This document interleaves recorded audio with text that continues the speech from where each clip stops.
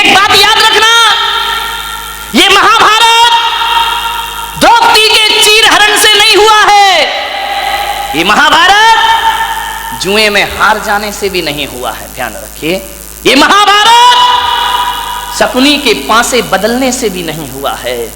ये महाभारत इस देश में यदि हुआ है तो ध्यान रखना दुर्योधन के कारण भी नहीं हुआ है। ये महाभारत इस देश में यदि हुआ है तो द्रौपदी के कारण इस देश में महाभारत की रचना हुआ करती है। मान्यवर, आप विचार करिए, जब पांडवों को खंडप्रस्थ दिया गया कि जाओ पांडुपुत्र, धृतराष्ट्र ने कहा खंडप्रस्थ तुम्हें दिया जाता है, पूरा हस्तिनापुर दुर्योधन को दिया जाता है। ध्यान रखना, प्रस्ताव रखा,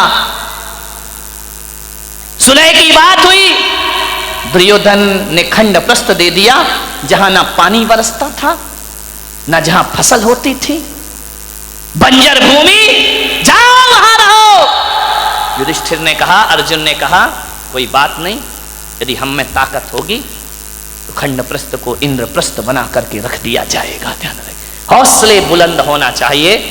खंडप्रस्थ दे दिया, जहां पर खंडर ही खंडर है, बंजर भूमि है। पांचों पांडवों ने पुरुषार्थ किया, मेहनत की, खंडप्रस्थ को इंद्रप्रस्थ में तब्दील कर दिया और इतना सुंदर बनाया। आज कितने भी बड़े आर्किटेक्ट हों, वो व्यवस्था नहीं ला सकते हैं। कैसे लोग थे, कैसी बुद्धि थी उनकी, बिना पढ़े लिखे भी इतना सब कुछ कर लिया करते थे। इतना सुंदर महल बनाया, पूरी दुनिया में चर्चा हुई कि युधिष्ठिर अर्जुन ने इतना सुंदर इंद्रप्रस्थ बनाया है, हजारों लोग देखने जा रहे हैं, बहुत खूबसूरत। दुर्योधन ने कहा कि मैं भी तो चल के देखूं। गया इंद्रप्रस्थ में, और जैसे ही इंद्रप्रस्थ पहुंचा दुर्योधन, इतना अद्भुत महल था, जो दिखता था वो होता नहीं था, और जो होता था वो दिखता। दुर्योधन ने अपनी धोती संभाली, उसे लगा कि यार यहाँ तो पानी पानी दिखाई दे रहा है, धोती संभाल करके चल रहा है, वहां तो पानी था ही नहीं, केवल दिखाई देता था। आगे देखा दुर्योधन ने, रंगोली बनी हुई है, चौक पूरे हुए, बहुत सुंदर है। अरे बोले, यहां से तो आ गया, अब क्या धोती पकड़ना, अब क्या अपने को संभालना। इतना सुंदर, आंखें फटी की फटी रह गई दुर्योधन की। आगे बढ़ा, पानी था, गिरा छपाक से पानी में, पूरे कपड़े गीले हो गए। जोरदार अट्ठास हुआ झरोके से, बड़ी जोर से व्यंग की हंसी आई। उसने कहा, देवर जी ये क्या हो गया। द्रौपदी की आवाज आई, गिर गए। अरे संभल के चलना सीखो देवर जी। पानी में गिरा हुआ दुर्योधन भीगा हुआ। द्रौपदी ने कहा, गिर गए ना, अब पता पड़ा कि इंद्रप्रस्थ क्या है और हस्तिनापुर क्या है। अरे तुम कैसे संभलोगे, अंधे का पुत्र अंधा ही होगा। बस यहां से महाभारत शुरू हो जाया करती है। द्रौपदी का चीरहरण महाभारत नहीं था, जुए में हारना महाभारत नहीं था। द्रौपदी का एक तीखा वचन कि अंधे का पुत्र अंधा ही होगा, बस इतनी सी वचन महाभारत की रचना करते हैं। ध्यान रखिए, उसी दिन दुर्योधन ने कसम खा ली कि आज जो अपमान तूने मेरा किया है, आज जो भरी सभा में तूने मेरा उपहास किया है, ठहर जा, एक दिन भरी सभा में तुझे नग्न नहीं किया तो मेरा नाम भी दुर्योधन नहीं होना चाहिए। इतनी सी बात ध्यान रखना। शब्द को संभाल के बोलिए, शब्द संभाल के बोलिए, शब्द के हाथ ना पाओ। ध्यान रखिए, एक वाणी जीवन को तबाह कर देती है। अपमान किसी का मत करो। ध्यान रखना, बड़ा आदमी तो छोड़ो, छोटा सा तिनका का भी अपमान मत करना, वरना कितने भी बड़े योद्धा बन जाओ, एक तिनका आंख में चला जाए तो सारा युद्ध धरा रह जाया करता है। ध्यान रखिए, वाणी अच्छी बोलिए, किसी को अपमानित मत करिए।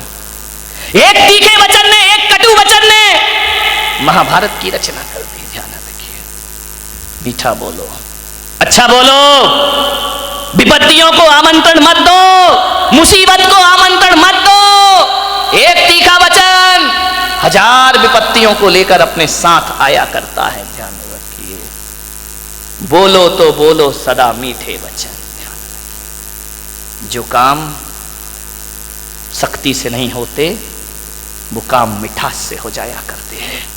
खुदा को भी पसंद नहीं शक्ति जुबान में, खुदा को भी पसंद नहीं शक्ति जुबान में, इसीलिए नहीं दी हड्डी जुबान में। ध्यान रखिए, पूरे शरीर में हड्डियां हैं, जुबान में हड्डी नहीं है, क्योंकि शक्ति पसंद नहीं करता वो ईश्वर। जुबान तो मुलायम होती है ना, ध्यान रखिए। जुबान जितनी मुलायम है, वचन उससे ज्यादा मुलायम होना चाहिए। एक बात याद रखना, जुबान में हड्डी तो बिल्कुल नहीं होती, एक भी हड्डी नहीं है जुबान में। लेकिन एक बात याद रखना बारामती वालों, उसमें हड्डी तो एक भी नहीं होती है, लेकिन ताकत इतनी है कि सारी हड्डियां तोड़वा के रख देगी। ध्यान रखना, एक भी हड्डी नहीं बचेगी। यदि वो अपनी पे आ गई तो सारी हड्डियां तोड़वा देगी तुम्हारी। बहुत महत्वपूर्ण है जुबान का, ध्यान रखना। आंख एक है, आंख दो है, काम एक है। ये आंख भी देखती है, ये आंख भी देखती है। कान दो है, दायां कान भी सुनता है, बायां कान भी सुनता है। नासा द्वार दो है, दाई नासिका, रामदेव बाबा अनुलोम विलोम है ना, दो होती है। ध्यान रखिए, विचार कर। बड़ी दिक्कत हो गई इस देश में। किस्मत है मेरी कि इतनी महिलाएं और इतने पुरुष मेरे प्रवचन में आ रहे हैं, वरना टाइम किसके पास है? महिलाओं के पास तो और भी नहीं है।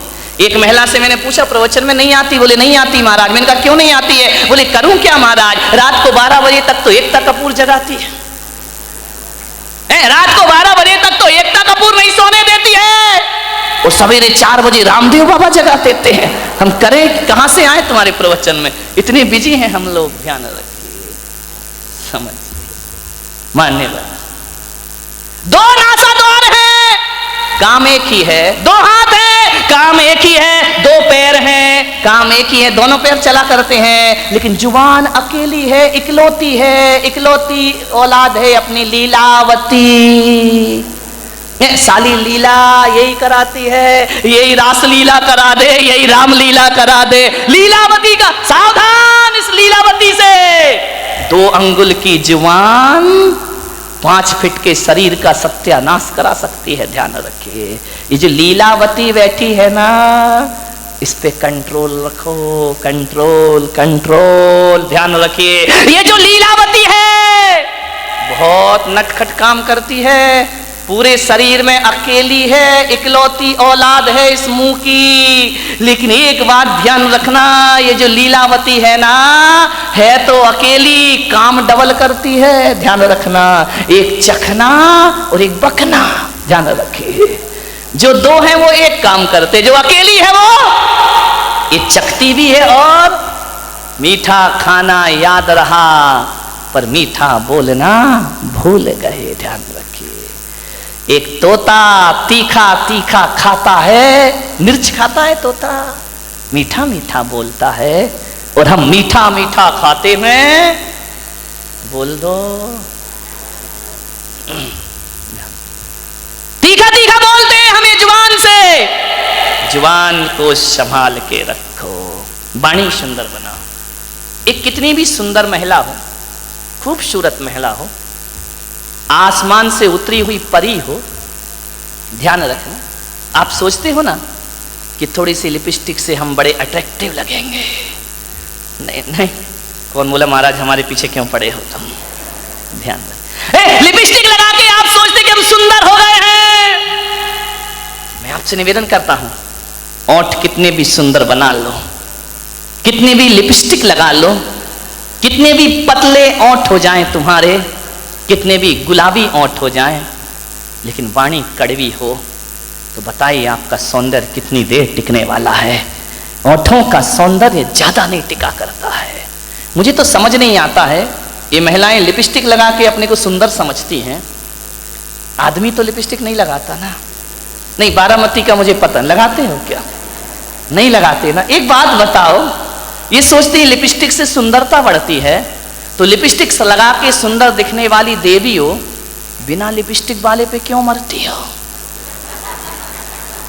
फैसला करो, फैसला।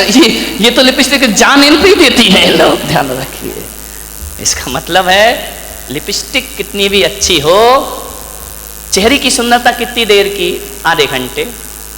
एक बात बताओ, एक सुंदर चेहरे को एक बार देखोगे, 2 बार देखोगे, 3 बार देखोगे, बार बार देखोगे, उस चेहरे से भी जी भर जाएगा। ध्यान रखिए, ध्यान रखना। ज्यादा सुंदर चेहरा कितने दिन अच्छा लगेगा?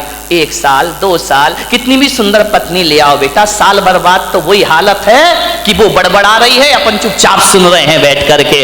खाना खाएगी तभी बोलेगी। ध्यान रखना, ये आदमियों की जिंदगी इसी में। बेचारे हर थके हुए हारे हुए तो आते हैं दुकान से, वो जैसे ही आया और इनकी रामायण शुरू हो जाया करती है। देवरानी ने ये कहा, जिठानी ने वो कहा, तेरी अम्मा ने एक परसते भी जा रही है। महिलाओं से निवेदन है, जब पति घर में आए तो उसकी थाली में रोटी परोसो। रोटी दिन भर की किचकिच मत परोसो उसकी थाली में, वरना थाली फेंक करके इतना परेशान। उसी समय मैंने एक महिला से बोला, खाते समय क्यों बोलती हो? बोले खाते समय तो वो चुपचाप सुनता है, मुंह में रोटी रहती है, सुनते रहता है, अपन बोलते जाओ। देवी बोलते जा रही, बोलते जा रही, बोलते जा रही है, वो बेचारा खाते जा रहा, खाते जा रहा। क्या करे, इधर सुने या इधर सुने?